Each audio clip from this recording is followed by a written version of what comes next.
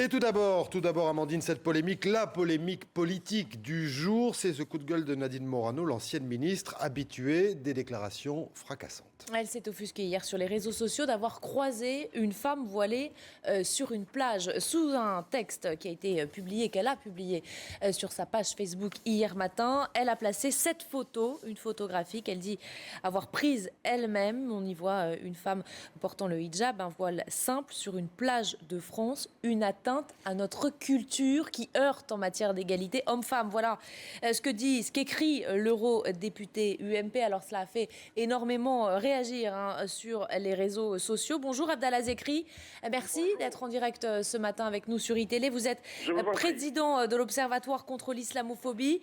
Nadine Morano a-t-elle franchi un cap? Va-t-elle trop loin d'après vous?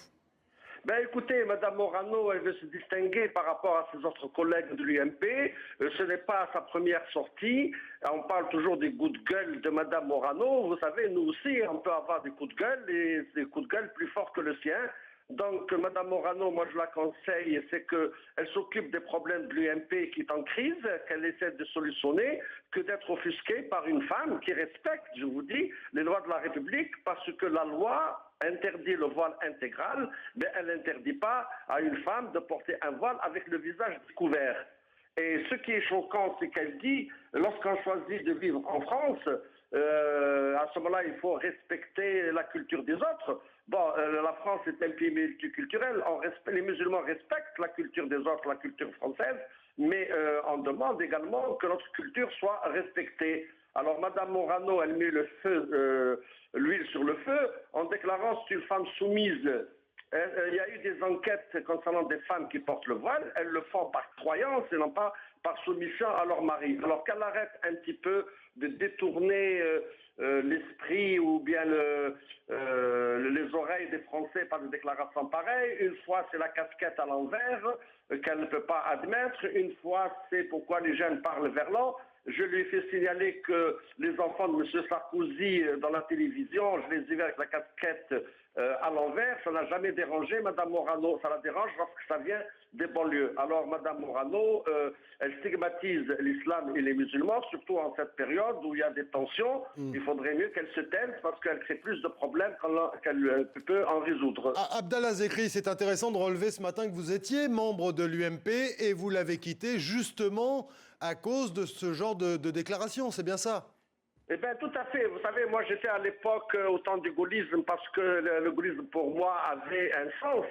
La décolonisation des pays, etc., d'Afrique. Mais après, au niveau de l'UMP, je me suis senti mal à l'aise parce que je peux le dire, parce que j'étais présent à des réunions de l'UMP, où je peux vous assurer que 30% des gens de l'UMP, des cadres ou certains militants, c'était des discours racistes, des discours de haine, et le Front National, à côté, c'était un petit enfant. Alors je ne pouvais, c'est pour ça que j'ai déchiré ma carte à l'époque et j'ai quitté en claquant la porte l'UMP parce que j'ai considéré que c'est un parti qui a viré vers l'extrémisme, tout ça pour gagner des élections, vouloir récupérer les voix du Front National. Alors taper sur qui? Taper sur l'islam et sur les musulmans. Et j'ai quitté ce parti parce que j'ai considéré que c'est un parti dans lequel il y avait beaucoup de haine.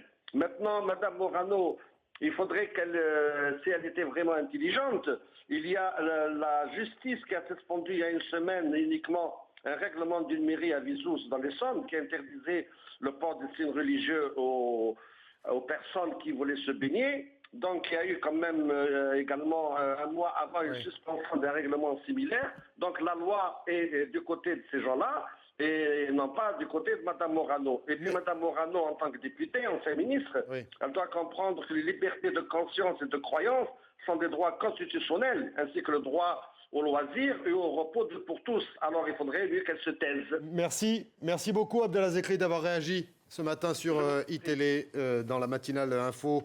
Abdallah Zekri, président de l'Observatoire contre l'islamophobie.